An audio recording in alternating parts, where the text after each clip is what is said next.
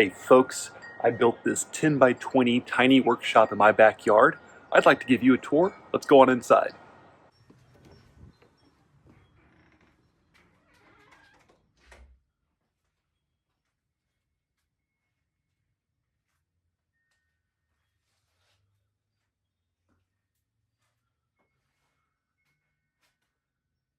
Now if you're new to the channel, welcome and let me recap. I built this 10 by 20 tiny workshop in my backyard, mostly by myself.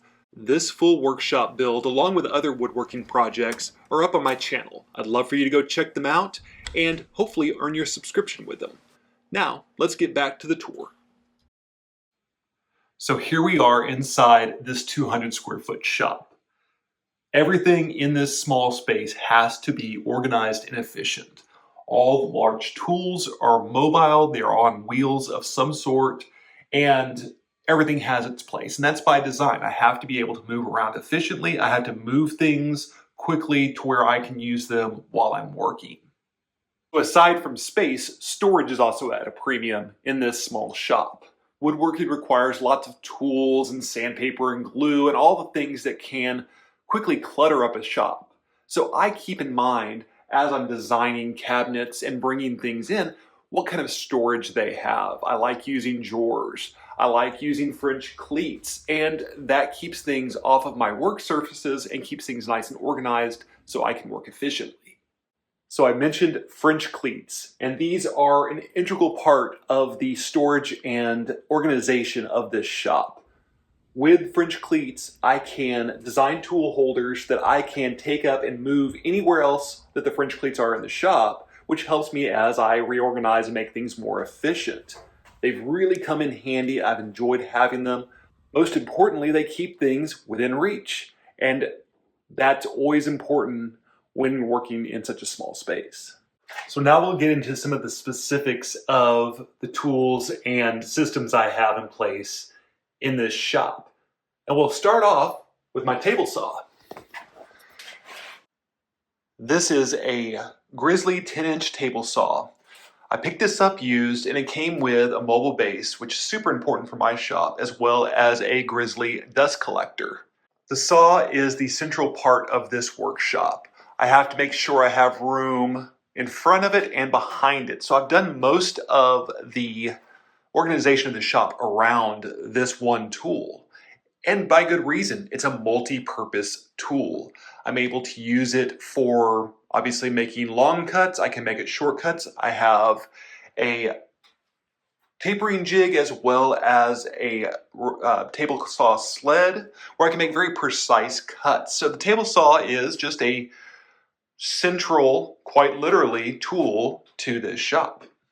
And of course, next to my table saw, on the wall, on the French cleats, I have all my table saw tools. I have my push sticks, I have my miter gauge, and all the pieces I need, as well as extra blades. I also used magnetic hooks on the back of the saw to hang the saw wrenches and the dado insert. I do have some future plans for the table saw. In this empty space, I want to make this into a router table, being able to use the saw fence for the router fence as well. Obviously, I'll have to make some adjustments in this space, but I think there's plenty of room for it, and I already have the router over here to be able to do that. Here on the back side of the table saw, I'm hoping to build a fold-down outfeed table. Something that folds out of the way when I don't need it, and when I'm using the saw will come in handy. Right now I'm using an old set of rollers, and it's just not as stable as I would like for it to be. I'm hoping to build something that's a little bit more adjustable. So those two projects are coming up, so stay tuned for those. Those are going to be hopefully here in the next few months. We're going to move over to the mobile miter saw station. I built this cabinet to hold the miter saw and give me more room and more ways of making very precise long cuts on my DeWalt miter saw. As I mentioned before, I tried to design everything with drawers. I had plenty of room on this to add 3 big drawers, and I keep screws and all sorts of other woodworking items in there to keep them out of the way and off of the other work surfaces. Side of the miter saw station has wings that can fold up on both sides, so I can hold quite long pieces to make precise cuts with the miter saw. As with all my tools, this one also has the ability to be mobile. I'm using these removable caster plates, and so I can interchange those casters with all the different other parts of the workshop and keep things mobile. Coming from the miter saw, we'll move over to my flip-top tool station. This is a compact cabinet that I built to hold two different tools. In this case, my sander and my planer. Also has a drawer in there and also has the removable casters so that I can move it around as needed. Now this is a really useful, compact, good use of space for two kind of bulky tools.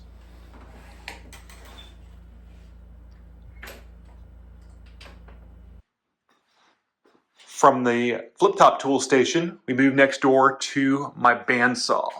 Now this is a Porter cable bandsaw that I have expanded by using a bandsaw riser to make it a much larger and more useful tool.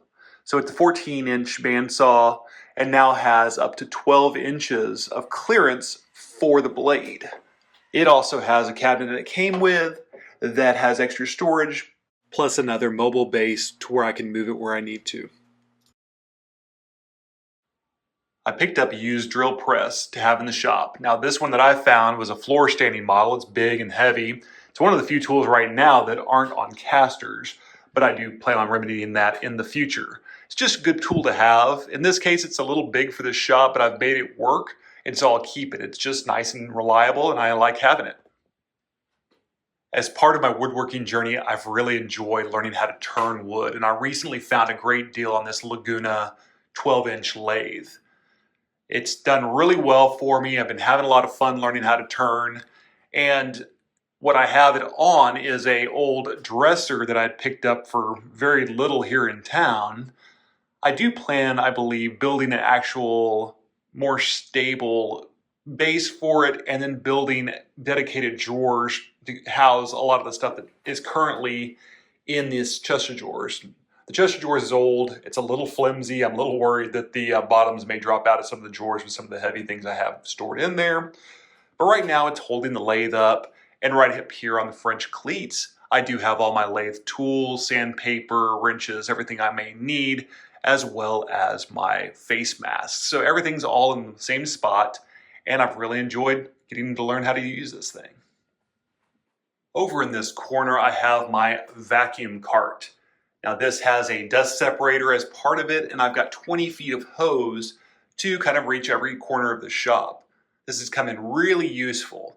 Now this is a mobile cart, although most of the time it just stays here since I'm able to utilize this long hose. Now the table saw over here also came with a dust collector, which can be used as a vacuum. And I'm looking at a way to possibly just use this and plumb some areas down the walls where I can have a vacuum system. For right now, it's nice to have a way to clean up wood shavings and dust and everything else that comes along with woodworking, and this does a great job of that. The 10-gallon container holds plenty of dust and shavings, and I don't have to empty it all that often. This is just a great tool to have to keep the shop fairly tidy. I built this simple dust collection fan, which uses a typical AC filter and just pulls a lot of the airborne dust down and filters it down to where the air is cleaner in here and it's safer for me to breathe, and keeps dust out of the AC filter, which is also important for longevity. This was a quick little project. Obviously it's on wheels so I can move it around as well, and comes in real handy.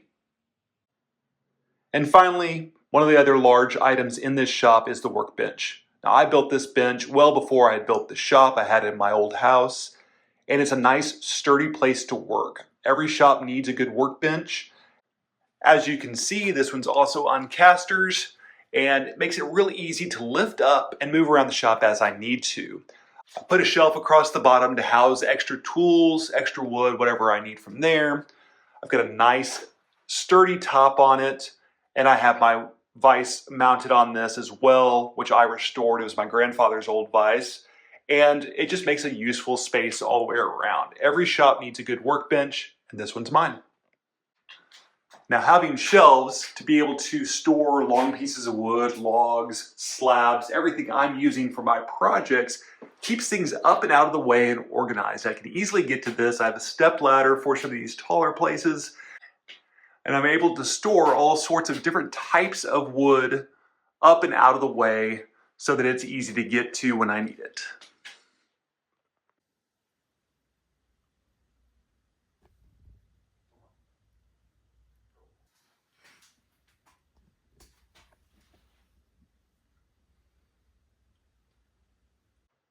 So here it is, my 10 by 20 tiny workshop.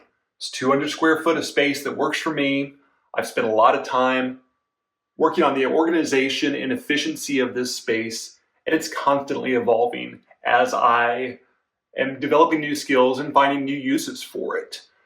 I love the fact that it is climate controlled. I have AC in the summer and heat in the winter, and that's super important, especially here in South Texas in the summer because it gets really, really hot. And it's just a good space for me to come out here, do my work, make some videos, and share them with you.